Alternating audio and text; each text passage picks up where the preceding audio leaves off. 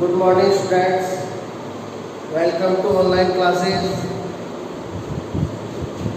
Last class में अपन ने कंप्लीट किया था संगणन बहुलीकरण। तो बहुलीकरण की विधियां दो प्रकार की थी, योगात्मक बहुलीकरण और संगणन बहुलीकरण, जो अपन कंप्लीट कर चुके हैं। आज अपन स्टार्ट करते हैं विषम या सह बहुलीकरण। अब देखिए, अपना जो वर्गीकरण अपन ने किया था उसमें वर्गीकरण में दूसरा आधार था एकलक इकाई के आधार पर वर्गीकरण। अपन ये वर्गीकरण कर चुके हैं बहुलक का किसके आधार पर, एकलक इकाई के आधार पर। और इस आधार पर अपन ने बहुलक दो प्रकार के बताए थे, एक तो समबहुलक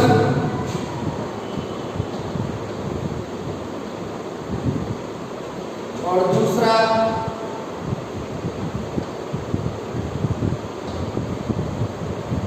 विषम या सहबहुलक। समबहुलक में क्या होता है, सभी एकलक इकाइयां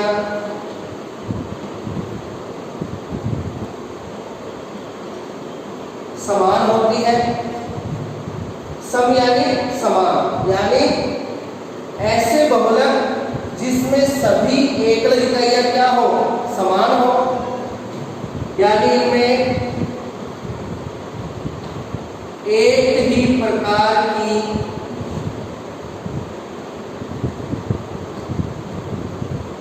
एकलक इकाई भाग लेती है। यानी इस बहुलीकरण में एक ही प्रकार की एकलक इकाई है वो भाग लेती है। जैसे मान लीजिए ये कोई बहुलक है,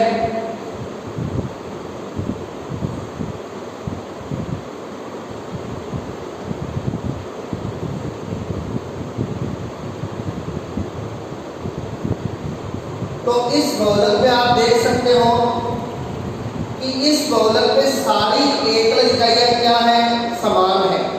एक सारी एकलक क्या है, समान है।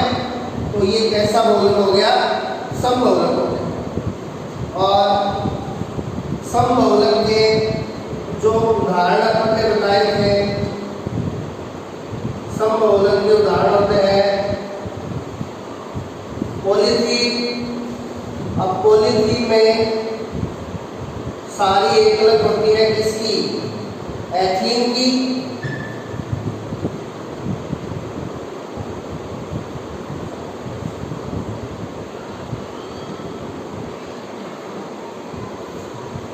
पॉलीआइसोप्रीन जो होता है अपना प्राकृतिक रबर, ये भी एक समबहुलक है। इसमें सारी एकलक कौन सी होती है, आइसोप्रीन। इसी प्रकार पीवीसी, पॉलीवाइनिल क्लोराइड, इसमें सारी इकाइयां होती है वाइनिल क्लोराइड की।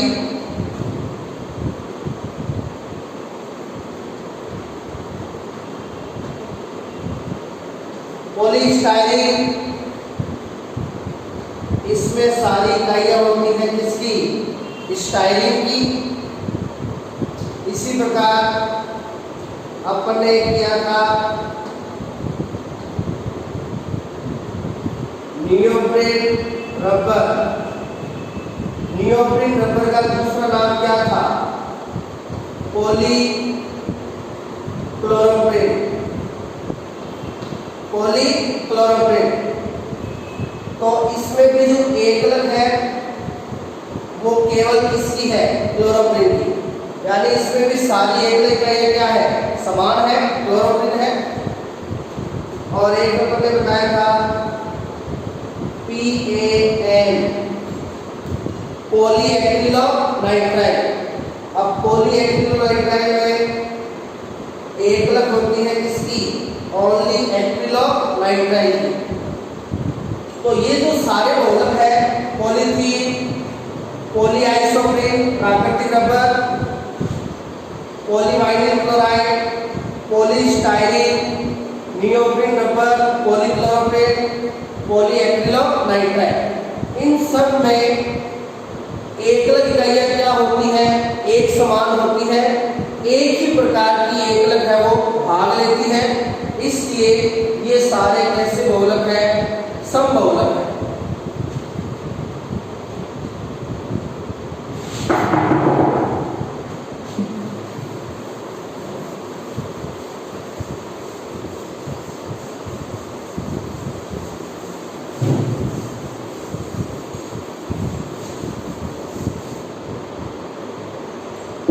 अब यहाँ पे दूसरा है विषम या सहबहुलक।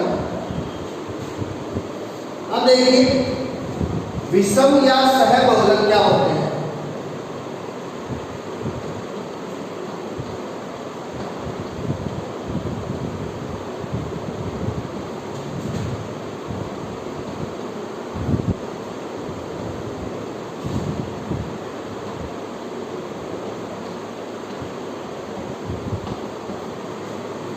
ऐसे बहुलक जिनके निर्माण में एक से अधिक प्रकार की एकलक इकाई है वो भाग लेती है, ऐसे बहुलक कहलाते हैं विषम या सहबहुलक।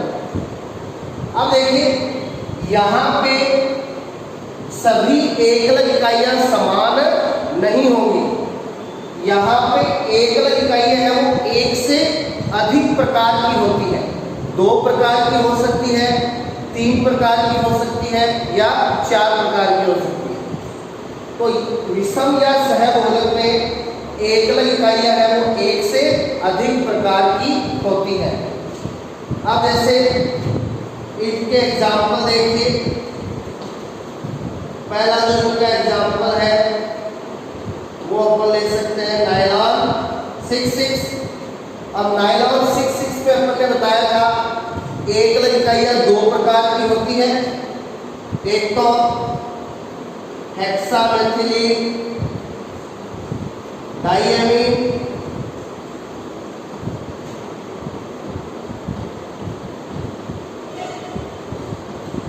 और दूसरी एडिपिक अम्ल। तो नायलॉन 66 के निर्माण में 2 प्रकार की इकाइयां भाग लेती है, इसलिए नायलॉन 66 कैसा बहुलक हो गया, विषम या सहबहुलक। इसी प्रकार टेरिलीन या डेक्रोन, टेरिलीन या डेक्रोन भी क्या है, विषम या सहबहुलक है। इसके निर्माण में जो पहली इकाई है वो तो है एथिलीन ग्लाइकॉल, एथिलीन ग्लाइकॉल, और जो दूसरी इकाई है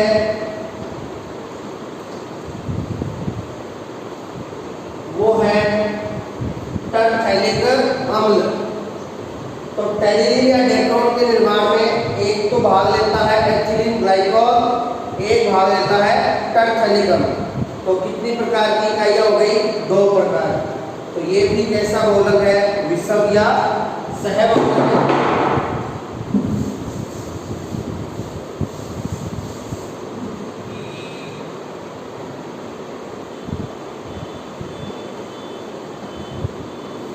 ब्यूना एस। अब ब्यूना एस क्या था, देखो नायलॉन 66 और टेरिलीन या डेक्रोन वो तो होते हैं रेसिन, वो तो क्या होते हैं, कृत्रिम रेसिन। नायलॉन 66 और टेरिलीन या डेक्रोन वो तो एग्जाम्पल है कृत्रिम रेसों की। ब्यूना एस है, ये होता है कृत्रिम रबर। ब्यूना एन है, ये भी क्या होता है? कृत्रिम रबर। एबीएस रबर, ये भी क्या होता है? कृत्रिम रबर। तो ये भी तीनों किस प्रकार के बहुलक होते हैं? विषम या सहबहुलक, क्योंकि इनके निर्माण में एक से अधिक प्रकार की इकाइयां भाग लेती हैं। देखो ब्यूना एस में हमने बताया था, बीयू का क्या मतलब था? ब्यूट 1,3 डाइईन, तो पहली इकाई तो हो गई ब्यूट 1,3 डाइईन। और एस का क्या मतलब था? स्टाइलिन, तो दूसरे प्रकार की इकाई हो गई स्टाइलिन। तो ब्यूना एस के निर्माण में दो प्रकार की इकाइयां भाग लेती है, इसलिए ये भी एक विषम या सहबहुलक है। और इसमें Na का क्या मतलब था? Na का मतलब था इन दोनों का बहुलीकरण किसकी उपस्थिति में होता है? सोडियम की उपस्थिति में। तो ब्यूना एस भी विषम या सहबहुलक है। ब्यूना एन में Bu का मतलब वही ब्यूट 1,3 डाइईन, और यहाँ N का मतलब था एक्रिलोनाइट्राइड। तो ब्यूना एन में भी इकाइयां दो प्रकार की होती है, ब्यूट 1,3 डाइईन और एक्रिलोनाइट्राइड, इसलिए ये भी कैसा बहुलक है? विषम या सहबहुलक। एबीएस रबर में इकाइयां हैं वो तीन प्रकार की होती है। यहाँ ए का मतलब एक्रिलोनाइट्राइड, ए का मतलब हो गया एक्रिलोनाइट्राइड, बी का मतलब ब्यूट 1,3 डाइईन, बी का मतलब ब्यूट 1,3 डाइईन हो गया, और एस का मतलब स्टाइलिन। तो एबीएस रबर में तीन प्रकार की इकाइयां भाग लेती है, इसलिए ये भी एक ऐसा बहुलक है विषम या सहबहुलक। अब देखिए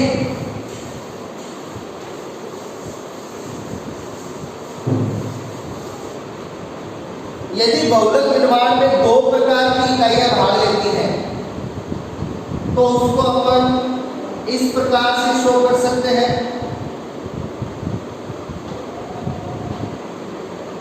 तो यहाँ कितने प्रकार की इकाइयां भाग ले रही है? दो प्रकार की, ए और बी। तो ये कैसा बहुलक हो गया? विषम या सहबहुलक। और यदि इसी बहुलक में तीन प्रकार की एकल इकाइयां भाग लेती है तो इसको अपन ऐसे शो कर सकते हैं। यहाँ पे इकाइयां तीन प्रकार की है, ए, बी और सी, तो ये भी विषम या सहबहुलक है। अब देखिए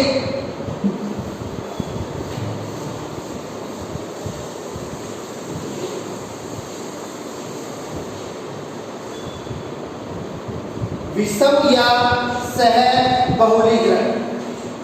तो विषम या सहबहुलीकरण को बता दिया कि यदि बहुलक निर्माण के दौरान एक से अधिक प्रकार की इकाइयां भाग लेती हैं तो उसको विषम या सहबहुलक कहते हैं, और ये बहुलीकरण कहलाता है विषम या सहबहुलीकरण। अब देखिए अपने सिलेबस में विषम या सहबहुलीकरण के कुछ टाइप्स हैं वो दिए हुए हैं। पहला जो टाइप्स है वो है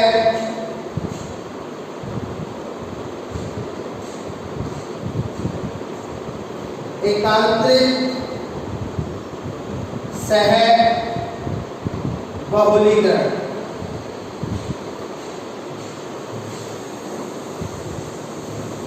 अब देखिए एकांतर का मतलब क्या होता है?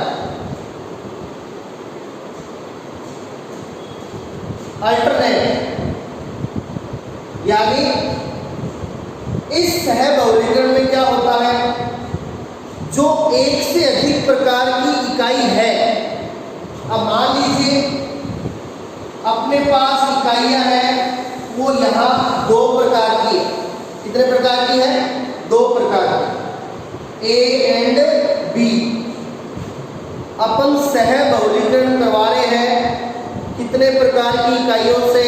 दो प्रकार की इकाइयों से, और वो है ए एंड बी। तो इसके संदर्भ में एकांतरित सह बहुलीकरण का क्या मतलब होगा कि इसमें एकलक इकाइयां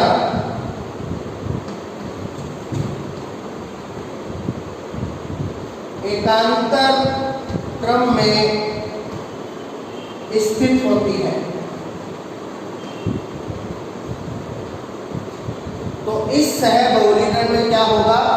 एकलक इकाइयां है वो एकांतर क्रम में स्थित होती है। अब देखिए, एकांतर क्रम का मतलब ए के बाद आएगा बी, बी के बाद फिर से आएगा ए के बाद फिर से बी के बाद फिर से ए के बाद फिर से बी के बाद फिर से ए के बाद फिर से बी के बाद फिर से ए के बाद फिर से बी। तो यहाँ पे जो दो प्रकार की एकलक इकाइयां हैं ए और बी, उनका एक निश्चित एकांतर क्रम देखा गया है। आप देख सकते हो इकाइयों का एक निश्चित एकांतर क्रम है। ए के बाद बी आ रहा है, बी के बाद ए आ रहा है, ए के बाद बी आ रहा है, बी के बाद ए, इस प्रकार। तो इसको कहते हैं एकांतरित सह बहुलीकरण। दूसरा है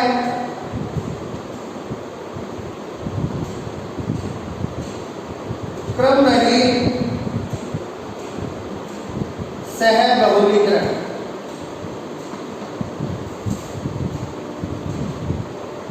क्रम रहित सह बहुलीकरण। अब देखिए इसमें क्या होता है? क्रम रहित मतलब रैंडम। यहाँ पे जो इकाइयां हैं वो रैंडमली स्थित होती है, यानी उनका कोई निश्चित क्रम नहीं होता। नाम से पता चल रहा है क्रम रहित, यानी यहाँ एकलक इकाइयों का कोई निश्चित क्रम नहीं होता।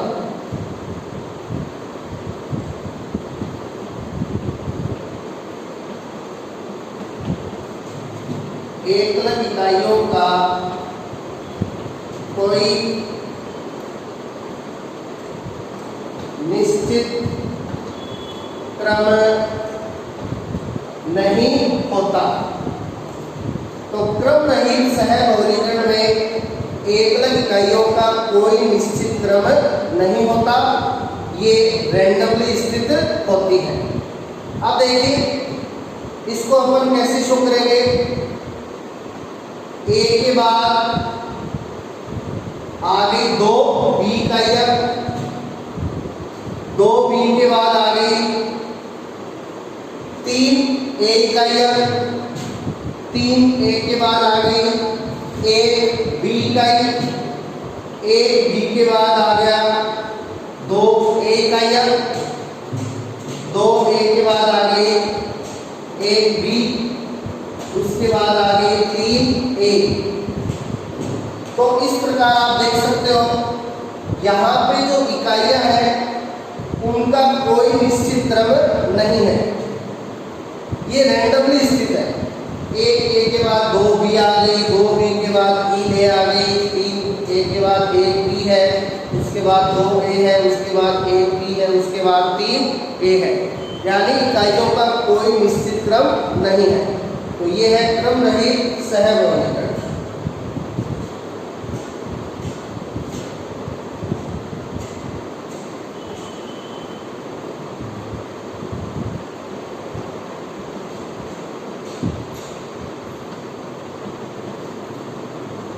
तीसरा है खंडीय सह बहुलीकरण।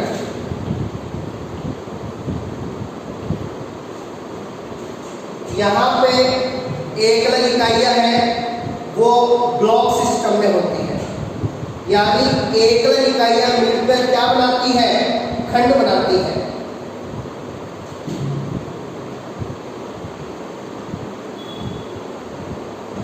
कई एकल इकाइयां मिलकर खंड का निर्माण करती है। तो यहाँ पे कई एकल इकाइयां मिलकर किसका निर्माण करेंगी? खंड का निर्माण करेंगी। देखिए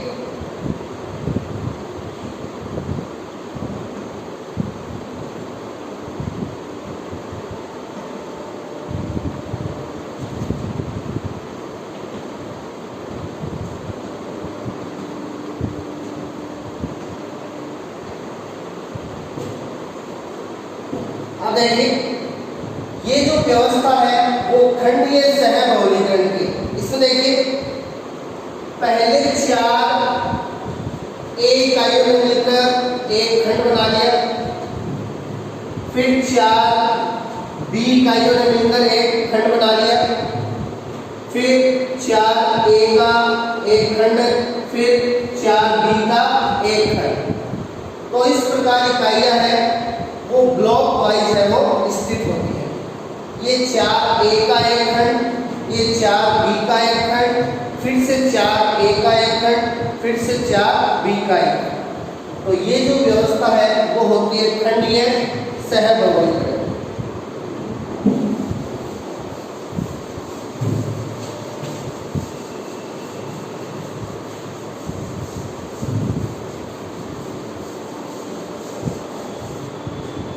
और इसमें जो लास्ट है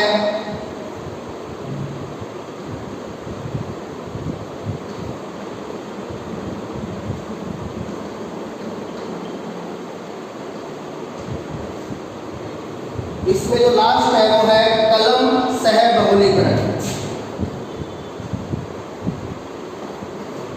कलम को इंग्लिश में कहते हैं ग्राफ। तो कलम सहबहुलीकरण में क्या होता है?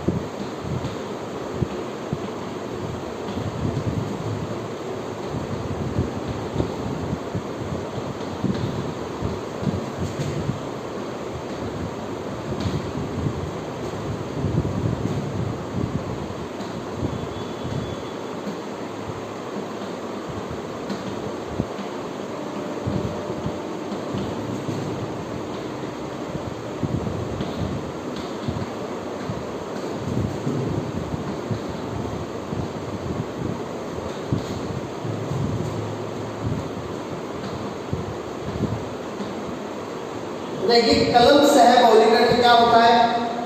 एक प्रकार की इकाई है वो तो बनाती है मुख्य श्रृंखला, जबकि दूसरे प्रकार की जो इकाई है वो उस मुख्य श्रृंखला से शाखा के रूप में निकली होती है।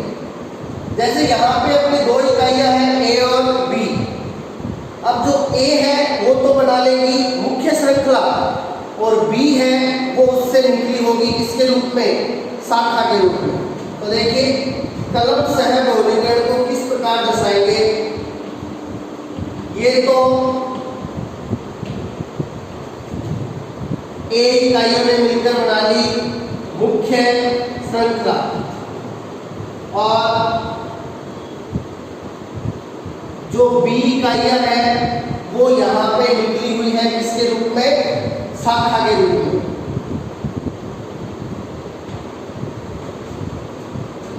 तो जो ए इकाइयां हैं वो तो मुख्य श्रृंखला बना रही है, और जो बी इकाइयां हैं वो यहाँ निकली हुई है शाखाओं के रूप में। तो इसको कहा जाता है कलम सहबहुलीकरण। तो ये यहाँ पे 4 प्रकार के विषम या सहबहुलीकरण है। कौन कौन से? एकांतरित, क्रम रहित, खंडीय और कलम।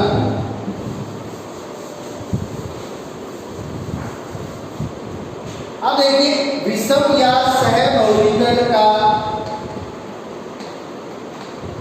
उपयोग। अब विषम या सहबहुलीकरण का उपयोग देखिए क्या है।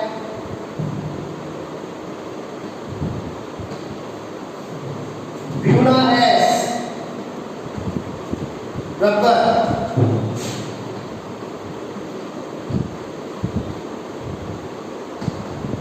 सहबहुलीकरण द्वारा बनाया जाता है। देखिए ब्यूना एस रबर है वो एक काफी इंपॉर्टेंट रबर है और इसके निर्माण में कितने प्रकार की इकाइयां भाग लेती है? 2 प्रकार की, ब्यूट 1,3 डाइलीन और स्टाइलीन। तो 2 प्रकार की इकाइयां हो गई। तो ये कौन सा बहुलीकरण हो गया? सहबहुलीकरण।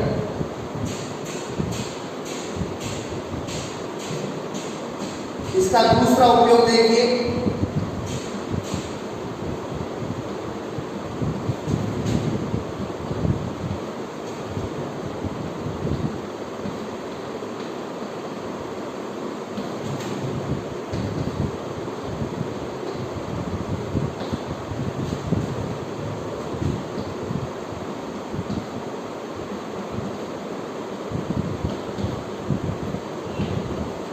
सहबहुलीकरण द्वारा उच्च गुणवत्ता के बहुलक तैयार किए जाते हैं।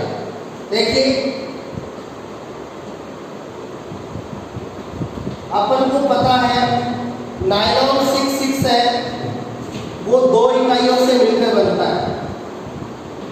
पहली इकाई हेक्सा मैथिलीन डाइएमीन प्लस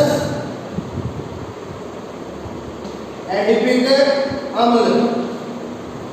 नायलॉन 6,6 जो रेशा है वो 2 इकाइयों से मिलकर बनता है, हेक्सामेथिलीन डाइएमीन और एडिपिक अम्ल से। अब इन दोनों से मिलकर बना नायलॉन 6,6, इस बहुलक का गलनांक है वो क्या होता है? कम होता है।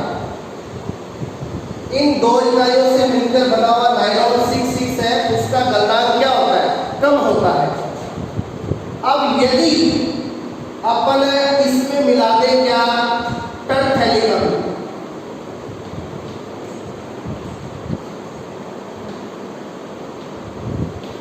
अपन यदि इसमें क्या मिला दें? टरथैलिक अम्ल। नायलॉन 6,6 में पहले से कितने प्रकार की इकाइयां थी? 2 प्रकार की, हेक्सामेथिलीन डाइएमीन और एडिपिक अम्ल। और उसमें अपन ने क्या मिला दिया? टरथैलिक अम्ल। तो इस रेशे की गुणवत्ता है वो बढ़ जाएगी। अब अपन को अधिक गलनांक वाला रेशा प्राप्त होगा। तो यदि अपन नायलॉन 6,6 में क्या मिला दें? टरथैलिक अम्ल मिला दें तो इकाइयां कितने प्रकार की हो गई? 3 प्रकार की, हेक्सामेथिलीन डाइएमीन एडिपिक अम्ल और टरथैलिक अम्ल। तो 3 प्रकार की इकाइयां मतलब सहबहुलीकरण। तो इससे क्या होगा? नायलॉन 6,6 जिसका गलनांक क्या था? कम। अब जो बहुलक प्राप्त होगा टरथैलिक अम्ल मिलाने के बाद उसका गलनांक है वो क्या होगा? अधिक होगा। तो इस प्रकार सहबहुलीकरण का उपयोग बहुलक की गुणवत्ता बढ़ाने में भी किया जाता है। तो ये अपना छोटा सा टॉपिक था सहबहुलीकरण। Thank you.